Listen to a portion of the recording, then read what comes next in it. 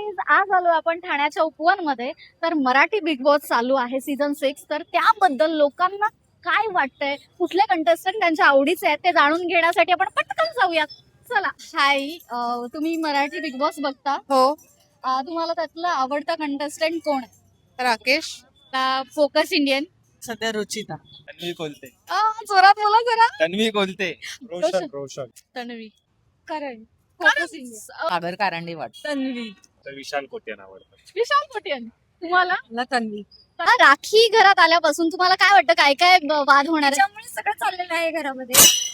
कोणी काही करत नाहीये, तिच्यामुळे जे काही आता सगळे बघतायत तिच्यासाठीच बघतायत. राखी आले तर जरा स्पाइसेस आलेच आहेत. ऑब्विसली ती येते म्हणजे स्पाइस ऍडच करते, नो डाऊट.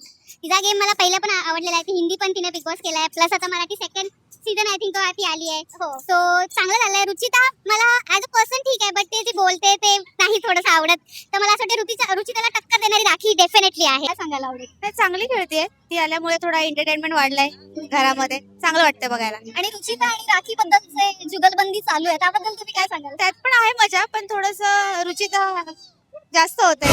परफॉर्मन्स तर डॅशिंग आहे हा.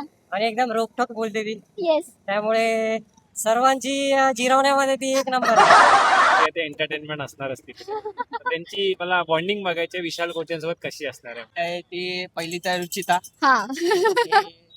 दुसरं तिचं आता चालू आहे ते रोशन सोबत चालू आहे सगळं. हा. पण रुचिताला तिने जामच हे केलंय. मला असं वाटतं की राखी आता एकदमच ओव्हर करते, तर मला एवढं आवडत नाही तिला बघायला. अच्छा. असं ती आली ना त्यानंतर ना सगळे तन्वी वगैरे किंवा रुचिता असे सगळे जरा शांत झालेले आहेत. मला असं वाटतं की तिला बहुतेक घाबरले आहेत.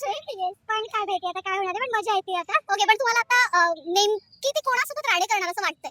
म्हणजे आल्यापासून एकदा रुचिता बरोबर रुचिता सोबत विशाल सोबत नक्की करेल ती. विशाल सोबत, कारण थोडं विशालचं आणि तिचं होतंय, चालू आहे थोडं. तिने अजून आग लावायला चालू केली आहे दोघांमध्ये.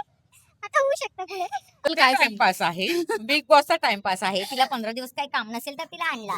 तिला काही एवढं महत्व नाहीये राखीला, पण ते टाइमपास आहे. ओके, ठीक आहे, टाइमपास आम्ही पण घेतो ऍज अ प्रेक्षक म्हणून आम्ही घेतोय. पण ते पब्लिक आहे ना तिकडे बिग बॉस मध्ये जे कंटेस्टंट आहेत ते पण तिला टाइमपास म्हणून घेतात. ते बघा तुम्ही पण, त्यांना समजतं की हिला कशासाठी आणलेलं आहे, आपल्या आग लावण्यासाठी किंवा काडी टाकण्यासाठी हे आणलेलं आहे. ते पण ते नॉर्मल घेतात. आता ही इकडे जाऊन काडी टाकेल, ही इकडे जाऊन काडी टाकेल, ते पण नॉर्मल आहे. राखी सावंतचा म्हणजे नाहीये एवढं काही हे नाहीये, पण टाइमपास ठीक आहे. मला व्हॅलेंटाईन डे एक दिवसासाठी सेलिब्रेट करायचं असेल तर ती व्यक्ती कोण? Bapat, Rakesh Bapat, no doubt. Cutie. Dev Gautam त्यांना पण विचारणार आहे. असेल तर रुचिता. रुचिता. हो, नाईस. तुम्ही? आयुष आता ते माहित नाही. उद्या कळेल. शकते रुचिता सोबतच.